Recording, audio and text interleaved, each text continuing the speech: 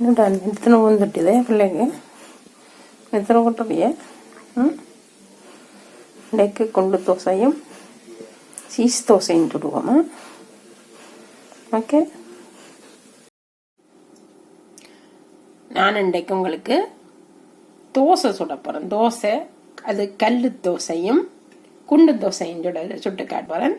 அதுக்காண்டி 1.5 சுண்டு உளுந்தும் 2 சுண்டு அரிசியும் பசுமதி அரிசி மற்றது ஒரு சிலங்க கடலை பருப்பும் போட்டு வச்சிருக்கிறேன். அதை நீங்கள் பாருங்கோ. பார்த்துட்டு நாளைக்கு நான் சுட்டு காட்டுறேன். உங்களுக்கு கழுவி போட்டு ஊற வச்சிருக்கிறேன். இனி இரவுக்கு எடுத்து அடிப்பேன். அடித்து போட்டு ஒரு 2 மணத்தியாலும் ஊற வச்சா காணும். ஊற வச்சு போட்டு இரவுக்கு எடுத்து அடித்து போட்டு அடுத்த நாற்று விடிய கத்தால தான் புளிக்கும். புளிச்ச பிறகு தான் நீங்கள் அதை சுடவும். சுட்டா தான் அது சாஃப்டாகவும் இதாகவும் வரும். இனி அடித்து போட்டு சொல்கிறேன். ஓகே, இந்த ஊற வச்சதை இனி போட்டு அடிக்க போகிறேன். பாருங்க, உங்களுக்கு தெரியும். இது தோசை தானே தெரியும். கல் தோசையும் குண்டு தோசையும் போட்டேன். இனி இதை போட்டு அடிக்க போகிறேன்.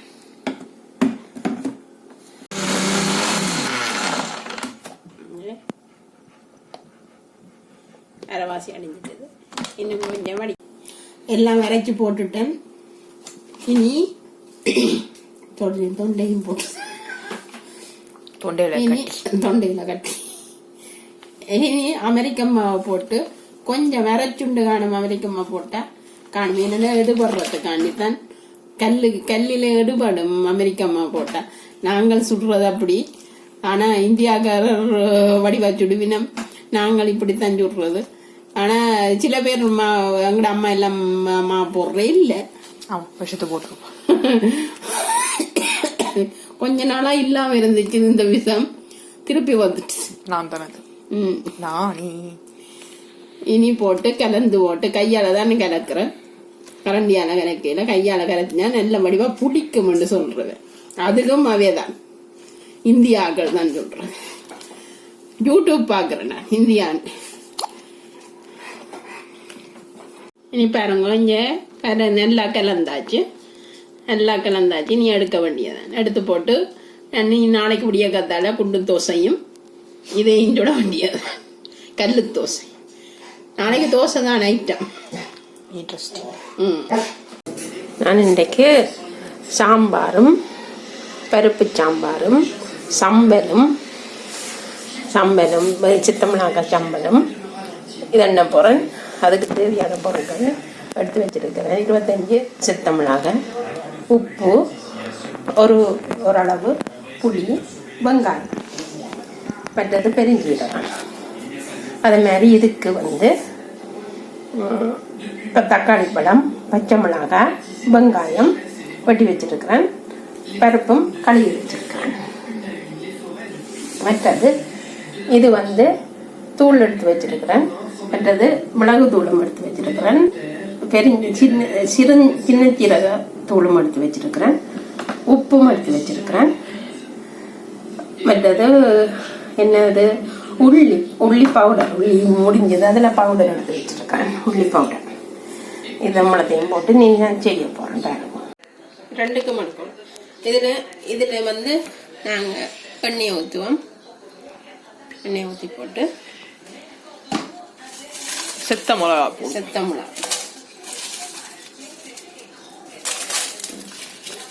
எவ்வளோ செத்த மிளகா எடுத்தீங்க? 25 சொல்லிட்டீங்களா?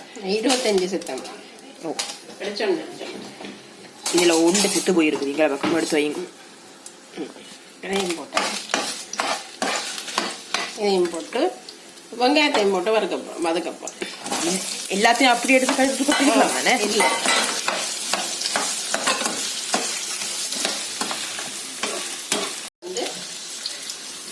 இதுக்கு நான் இனி எண்ணெய் விட போறேன்.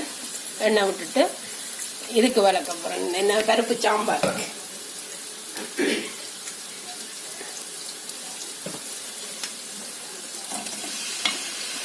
கருவேப்பிலை காஞ்ச கருவேப்பிலை தான் கட்டு போட வேண்டியது. அளவான பெருஞ்சீரகம் போடணும். நான் முதல் போட்டு பொரிக்கணும். நான் அவசரத்தில் போட்டுட்டேன். முதல் நீங்கள் எண்ணெயை ஊற்றி போட்டு பெருஞ்சீரகத்தை போட்டு பொரிச்ச பிறகு தான் இந்த வெங்காயத்தை போடுங்க. அப்போ தான் டேஸ்ட் கூடவா இருக்கும். இதுக்கு இப்போ பெருஞ்சீரகம் போட்டு சரி கருவேப்பிலை போட்டாச்சு. போட்டு தளிச்சு கொண்டு வந்துடுறேன். வெங்காயம் போட்டுக்கிறேன். இப்போ இது பொரிஞ்சிட்டது. இது இன்னும் பொரிஞ்சதில்லை. இது பொரிஞ்சிட்டது. இது இந்த அரைவாசியை எடுத்து நான் மாவுக்க போட போகிறேன்.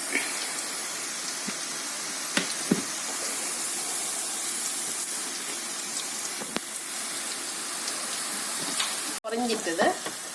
இப்போ இது இந்த அரைவாசி எடுத்து அது பொரிய இல்லை. இது இந்த அரைவாசி எடுத்து நான் இந்த மாவுக்க போட போகிறேன். தோசை மாவுக்கு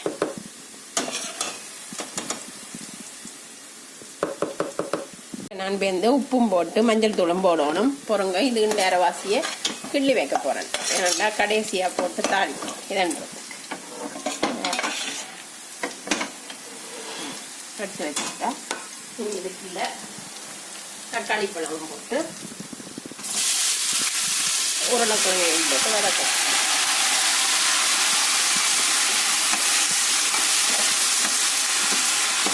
கொஞ்சம் உப்பும் போடும். உப்பு 1 டீஸ்பூன் 1 டேபிள் ஸ்பூன் உப்பு போட்டால் காணும். இது இப்போ வதங்கிட்டுது. நல்லா வதங்கிட்டுது. இதுக்குள்ள இப்போ உப்பு போட்டாச்சு. தூள் போடும்.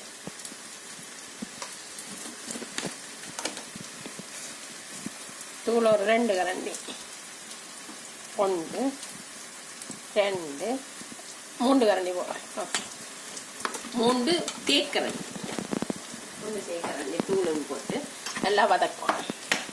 வதக்கி போட்டு பேருந்து பருப்பை கொட்டும். ஏற்கனவே கழுவி வச்சிருக்கிறேன். பருப்பும் ஒரு அரைச்சுண்டு பருப்பும் ஒரு சிறங்க கடலை பருப்பும்.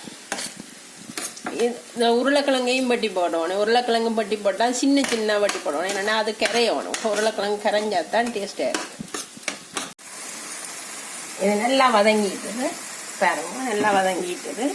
அதுக்குள்ள நாங்கள் இனி இப்போ மஞ்சள் தூள் 1/2 டீஸ்பூன் மஞ்சள் தூள் போட்டு மிளகுத்தூள் சீரகத்தூள் மற்றது பருப்பு மிளகும் போடும். மிளகுத்தூள்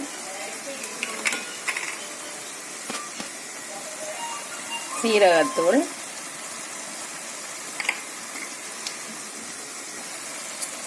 உள்ளி பவுடர் மற்றது பருப்பு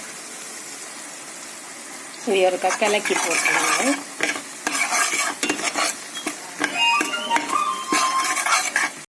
பருப்பை போட்டுட்டேன்.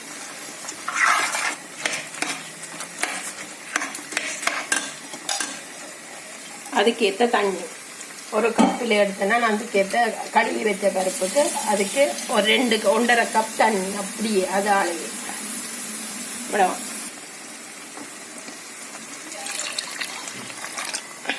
ஒரு கப்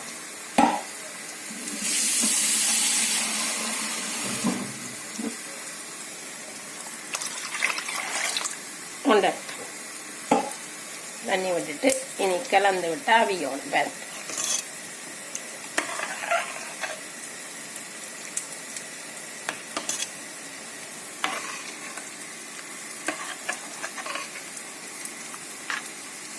பச்சை மிளகாயும் போட்டேன். நான் ஒரு 5 பச்சை மிளகாயும் போட்டேன். இது பாருங்க செத்த மிளகாயும் வெங்காயமும் நல்லா பொரிஞ்சிட்டுது. இனி எடுத்து அதுக்குள்ளே போடணும். இப்போ சம்பலுக்கு போட்டுட்டு அடித்து போட்டு உப்பையும் போட்டு புளியையும் போட்டு இதையும் போடுறது தேங்காய் பூவையும் போடுறேன். இங்கே பாருங்க இதுக்குள்ளே போட்டுட்டேன். இனி புளியையும் கரைச்சி போட்டு ஊற்றி போட்டு அடிக்கணும். அடித்து போட்டு தேங்காய் பூவை போடும். இங்கே பாருங்க புளி கரைச்சாச்சு. நீ அதுக்குள்ள எடுத்து போட போகிறேன். புளி போட்டுட்டேன். இங்கே பாருங்க ஒரு கரண்டி ஒரு மேசக்கரண்டி உப்பு போட்டுருக்குறேன். அதையும் போட்டு அடிக்க போகிறேன். இங்கே தேங்காய்ப்பு போட்டுட்டேன். தேங்காய் போட்டுட்டு நீ கொஞ்சம் நேரம் அடிக்கணும். அது சேரம் மட்டும் அடிக்கணும். அடித்தாதான் டேஸ்டாக இருக்கும் சம்பல். இங்கே பாருங்க சம்பல் ரெடி ஆயிட்டுது. இங்கே பாருங்க இனி இதுக்கும் பருப்பும் அவிஞ்சிட்டுது. அவிஞ்ச பிறகு இதுக்குள்ள இப்போ தக்காளி சோஸ் போடும். பாருங்க நல்லா அவிஞ்சிட்டுது, நல்லா கரைஞ்சி அவிஞ்சிட்டுது. இதுக்கு இப்போ தக்காளி சோஸ் போட்டாச்சு. இதுக்கு நான் இப்போ தக்காளி சோஸ் போட்டுட்டேன். தக்காளி சோஸ் போட்டு கலந்து விடுவேன். கலந்து விட்டால் தான் எல்லா பக்கமும் நல்லா கொதிக்கணும். ஒரு 5 நிமிஷம் கொதிக்கணும். அதுக்கு பிறகு கொதிச்சா தான் அது தக்காளி சோஸ். புளி விடுவையில் நான் தக்காளி சோஸ் தான் போடுறேன். அது வித்தியாசமான டேஸ்ட் இருக்கும். நீங்கள் வேணுமெண்டா ஏலக்காய் பவுடரும் போடலாம். ஏலக்காய் பவுடரும் போட்டால் ஒரு டேஸ்ட்டு விதமாக வரும். சரி, நான் ஏலக்காய் பவுடரும் போடுறேன்.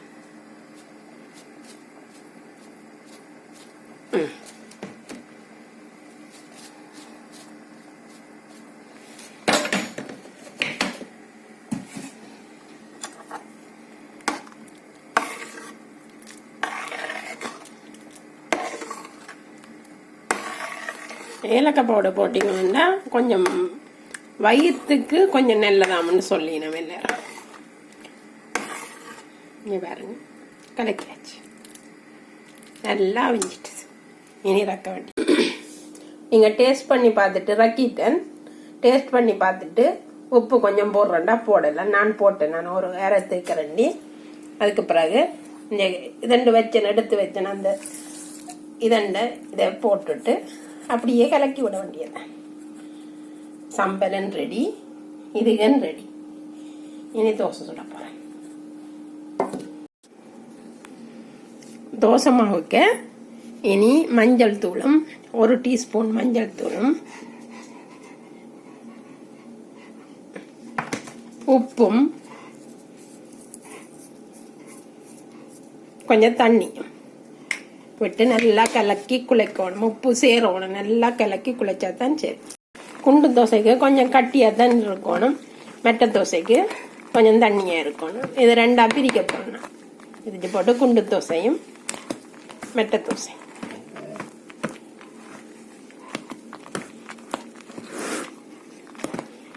இப்போ தண்ணி விடையில நான் இது மட்டும்தான் நல்லா கலக்கும். இங்கே பாருங்க, குண்டு தோசைக்கு எடுத்து வச்சுட்டேன்.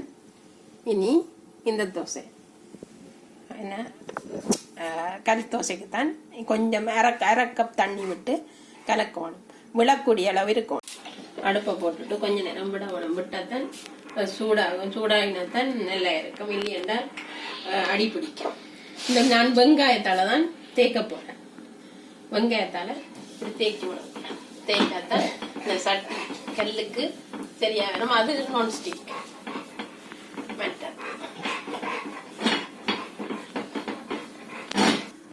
சுட்டு போட்டு 2 கல்லை வச்சு சுட வேண்டியது.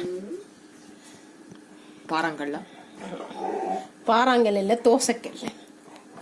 மெட்டை தோசைக்கல். இதுக்குள்ள கொஞ்சமா எண்ணெய் விடும். இது மினக்கட்ட வேலை. அவங்க இந்தியாக்கார செய்யறதெல்லாம் பட்ட பட்ட பட்ட பட்ட பட்டன்னு செய்வாங்க. எங்களுக்கு இங்க அவனுக்கு சாப்பாடு இல்லை, கேரட் போட இல்லைன்னு. வாரண்டா ஐயா வாரண்டா. Carrot okay, carrot okay. அவிச்சு வச்ச கேரட் 5 கேரட் தான் போறேன். 5 6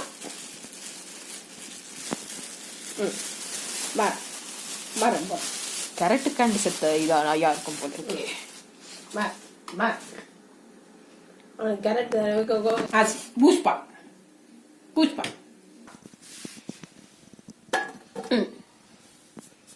சாப்பிடு. இனி இதுக்குள்ள விட போறேன். இதான் அந்த கரண்ட். அந்த கரண்டி எடுத்து வந்தேன். கொஞ்சம் கொஞ்சமா விடுறதுக்கு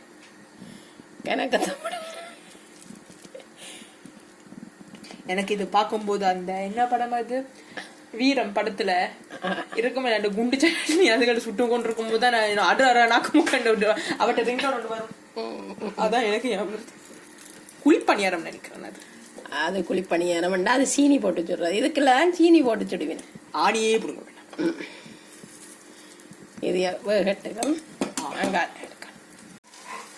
இங்கே பாருங்க, இப்போ இதன்னுட்டது இதுக்குள்ள பின்னால இந்த குச்சியை வச்சு குச்சியை வச்சு விரட்டி விட வேண்டியதுதான். குச்சி குச்சி இப்படி துடைச்சு போட்டு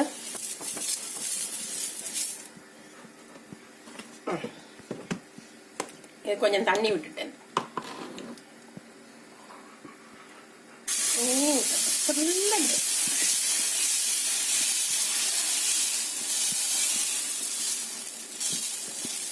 தோசை கல்ல கிசுன்னு சத்தம் கிஸ்ஸு கிஸ்ஸுண்டு இல்லை.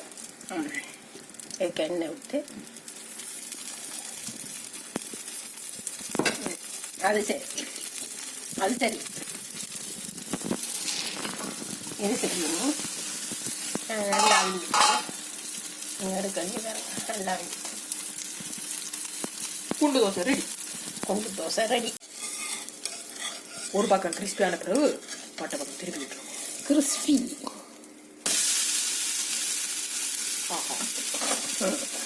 இருக்குல்ல வெங்காயம் தக்காளி தக்காளி பச்சை சின்ன மிளகாய் சின்ன குருணி குருணியா வெட்டி போட்டேன் நான். பச்சை மிளகாய் சீஸு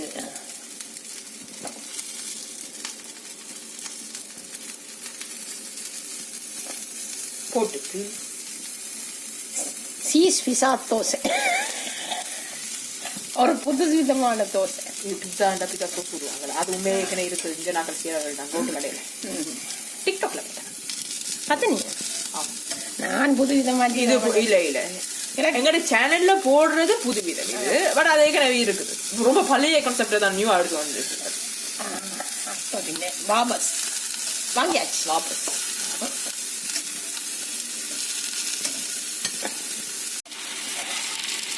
இப்போ தோசை ரெடி.